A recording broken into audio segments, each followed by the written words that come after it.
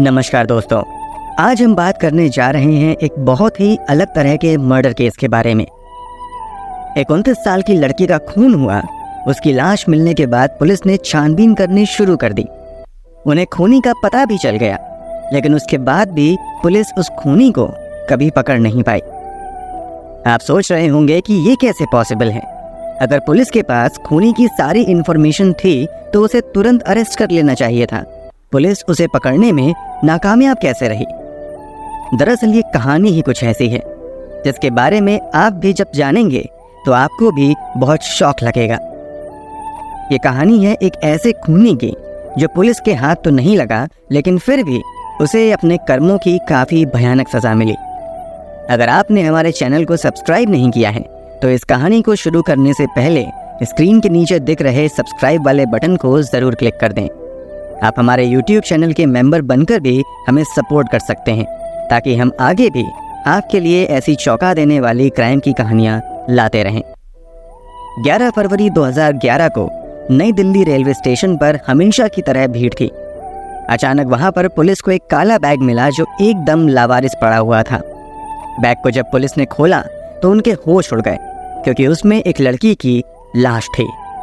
उस लड़की की आइडेंटिफिकेशन के लिए पुलिस के पास कोई खास क्लू नहीं थे, सिवाय इसके कि उसकी कमर पर मोर पंख का एक टैटू बना हुआ था। पुलिस ने पब्लिक नोटिस भी जारी किए ताकि लड़के की फैमिली उनसे कांटेक्ट करे। उस वक्त मीडिया जगत में उस लड़की को लेकर बहुत ज़्यादा सनसनी मच गई थी। उस लड़की को उन्होंने नाम दिया the girl with the peacock tattoo. 13 दिन बाद भी जब लड़के की लाश को आइडेंटिफाई करने के लिए कोई नहीं आया, तब पुलिस ने फ्रस्ट्रेट होकर खुद ही लड़की का अंतिम संस्कार करने का फैसला कर लिया। जिस दिन उसका अंतिम संस्कार होना था, उसी दिन एक आदमी पुलिस के सामने आया। उस आदमी ने खुद को लड़की का पिता बताया और पुलिस को इतने दिनों के बाद उस लड़की का नाम पता चल ही गया, नीतू सोलंकी। अब पुलिस को एक लीड मिल गई थी। उन्होंने नीतू सोलंकी के बारे में और पता लगाने के लिए उसकी फैमिली और जान पहचान के लोगों से बातचीत करना शुरू किया। नीतू की बहन अलका से बातचीत करने पर यह पता चला कि नीतू एक लॉ ग्रेजुएट थी, जिसे कोई भी राह चलता लड़का आसानी से छेड़ नहीं सकता था, क्योंकि वो तुरंत उल्टा जवाब दे देती थी। वो 2010 तक एक कॉल सेंटर में जॉब करती थी। अचानक 2010 में ही उसने अपनी फैमिली को बताया था कि उसे सिंगापुर से एक जॉब ऑफर आया है और वो वहाँ जाकर शिफ्ट हो रही है। पुलिस ये जानकर हैरान रह गई। उनके दिमाग में ये सवाल था कि अगर नीतू की जॉब सिंगापुर में लगी थी तो उसकी लाश यहाँ दिल्ली में कैसे मिली। नीतू की फैमिली भी इस बात को लेकर हैरान थी। हालांकि पुलिस ने नीतू की पिक्चर्स भी अखबार और न्यूज़ चैनल्स में दी थी, लेकिन फिर भी नीतू के परिवार को लगा कि वो अगर सिंगापुर में है तो यहाँ उसका खून कैसे हो सकता है। इसी वजह से उन्होंने शुरुआत में पुलिस से कांटेक्ट भी नहीं किया था। लेकिन जब उन्हें इस बात का एहसास हुआ कि जिसकी लाश पुलिस को मिली है वो कोई और नहीं बल्कि नीतू ही है, तब जाकर उन्होंने भारी मन से पुलिस से कांटेक्ट किया। जब पुलिस ने और अच्छे से नीतू का बैकग्राउंड चेक किया, तब उन्हें पता चला कि वो कभी सिंगापुर गई ही नहीं थी। उसने अपनी फैमिली से झूठ कहा था कि वो सिंगापुर शिफ्ट हो गई है, जबकि वो दिल्ली में ही अपने बॉयफ्रेंड के साथ लिव इन रिलेशनशिप में रह रही थी, जिसका नाम था राजू गहलोत। यही राजू गहलोत अब पुलिस का प्राइम सस्पेक्ट बन चुका था। पुलिस का शक यकीन में तब बदल गया जब उन्होंने राजू के ही एक कज़न नवीन शौकीन से कांटेक्ट किया। नवीन पुलिस का कॉल आने पर घबरा गया और उन्हें सारी सच्चाई बता दी।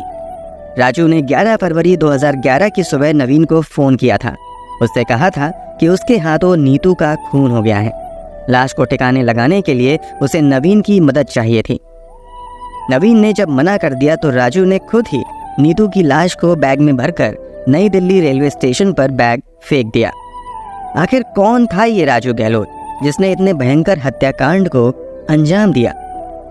राजू गहलोत ने दिल्ली यूनिवर्सिटी से वोकेशनल स्टडीज़ में ग्रेजुएशन करने के बाद टूरिज्म के मास्टर्स की डिग्री ली और फ्रेंच भाषा में डिप्लोमा किया। अपनी नौकरी की वजह से उसे air India colony Basant Vihar में रहने के लिए घर मिल गया था।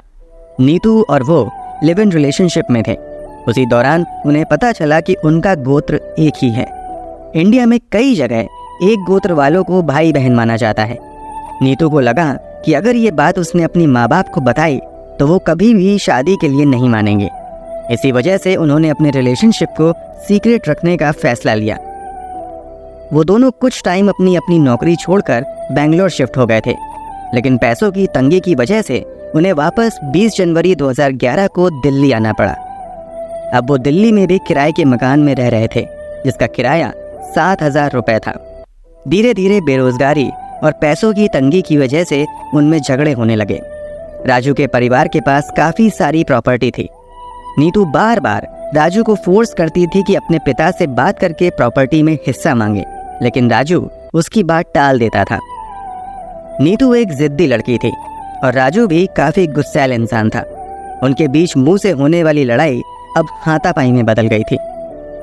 नीतू अपने घर वालों को अक्सर स्काइप कॉल करती थी ताकि उन्हें लगे कि वो अभी सिंगापुर में ही है।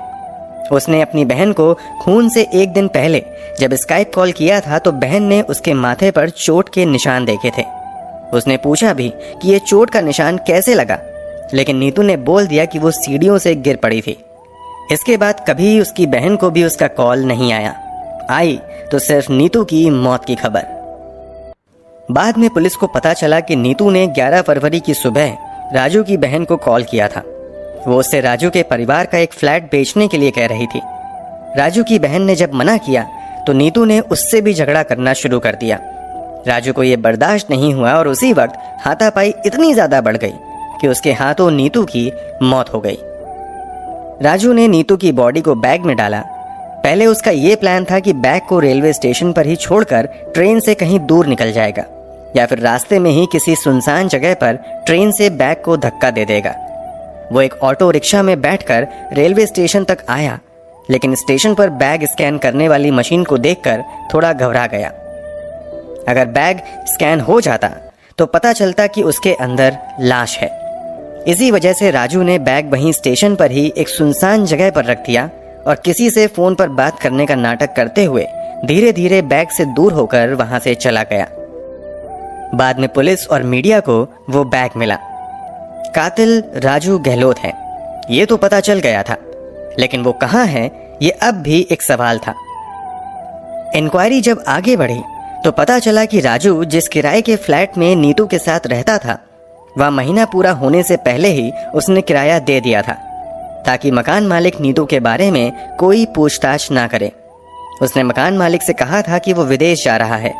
यह आखिरी बार था जब राजू गहलोत को उस एरिया में देखा गया था। उसके बाद इंस्पेक्टर रितेश कुमार और उनकी टीम ने राजू का पता लगाने की बहुत कोशिश की, लेकिन वो उनके हाथ नहीं लगा। बीच में उसके गोवा में होने की लीड मिली थी, जिसकी वजह से क्राइम ब्रांच की टीम वहां 1.5-2 महीने के लिए डेरा डाल ली, लेकिन फिर भी राजू हाथ नहीं लगा। राजू के परिवार वाले भी पुलिस के टच में थे। उनके पास एक लेटर आया जिसका पता पुलिस को चला। लेटर में से एक सिम कार्ड मिला और लेटर में राजू ने अपने भाई को लिखा था कि इस सिम को लगाकर उससे बात करें। ये सिम मुंबई के परेल एड्रेस पर लिया गया था।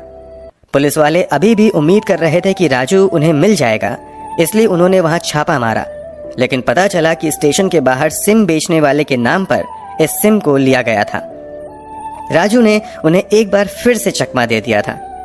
एक बार तो पुलिस की टीम राजू को खोजते हुए नेपाल तक चली गई थी, लेकिन वहां भी उनके हाथ कुछ नहीं लगा। राजू ने इस बीच लगभग 15 मोबाइल्स और 15 सिम कार्ड्स का इस्तेमाल इतनी चालाकी से किया कि पुलिस भी उसकी लोकेशन को समझने में काफी कंफ्यूज हो गई। राजू गहलोत न सिर्फ दिल्ली पुलिस की मोस्ट वांटेड की लिस्ट में आ चुका था, बल्कि उसके सिर पर 2 लाख का इनाम भी रखवाया गया था ताकि जनता से उसके बारे में कोई जानकारी मिल सके, लेकिन राजू फिर भी नहीं मिला। राजू और पुलिस वालों के बीच ये चूहे बिल्ली का खेल कुछ दिनों तक और चला, लेकिन उसके बाद पुलिस का हौसला कमजोर पड़ने लगा। अब उन्हें धीरे धीरे इस बात का यकीन होने लगा था कि राजू ने अपनी चालाकियों की वजह से उन्हें हमेशा के लिए चकमा दे दिया है, लेकिन क्या राजू वाकई बचा रह पाया? वक्त निकलता गया।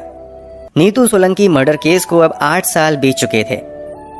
इस केस पर सबसे ज्यादा वक्त बिता चुके इंस्पेक्टर रितेश कुमार को अचानक 25 जून 2019 को एक कॉल आया। कॉल के दूसरी तरफ मौजूद शख्स ने कहा कि जिस शख्स की उन्हें तलाश है वो गुड़गांव के पारस हॉस्पिटल में एडमिट है। रितेश कुमार समझ चुके थे कि जिस शख्स की यहाँ बात हो रही है वो और कोई नहीं बल्कि राजू ही है। पुलिस फटाफट गुड़गांव के पारस हॉस्पिटल पहुंची, लेकिन वहां पहुंचकर भी उनके हाथ कुछ नहीं लगा, क्योंकि राजू गहलोत हमेशा हमेशा के लिए इस दुनिया को अलविदा कह चुका था। वहां पहुंचकर पुलिस को सिर्फ एक यही बात नहीं पता चली, ऐसी और भी कई बातें थीं जो सामने आने पर उनके होश उड़ गए थे।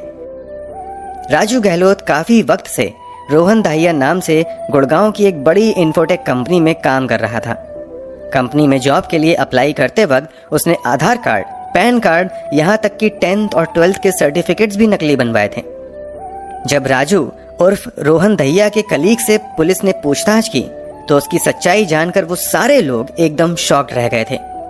कंपनी में काम करने वाले लोगों के हिसाब से रोहन दहिया एक बहुत ही गंभीर और मेहनत करने वाला इंसान था। कंपनी में काम करने के दौरान उसकी सैलरी भी बढ़ी और साथ ही उसके प्रमोशन भी हुआ। गुड़गांव में काम करते वक्त वो जिस घर में पेइंग गेस्ट की तरह रह रहा था, वहां भी किसी को उस पर किसी तरह का शक नहीं था। वो बस बाकी लोगों की तरह काम पर जाता और कभी कभी दोस्तों के साथ अपने रूम पर पार्टी करता। कंपनी में काम कर रहे बाकी 500 लोगों की तरह रोहन दहिया भी एक साधारण एम्प्लॉय था, जिसके पास्ट के बारे में कोई नहीं जानता था। वो कंपनी में सबसे एकदम तमीज से बात करता और वो बातें भी ज्यादातर काम से ही रिलेटेड होती थीं।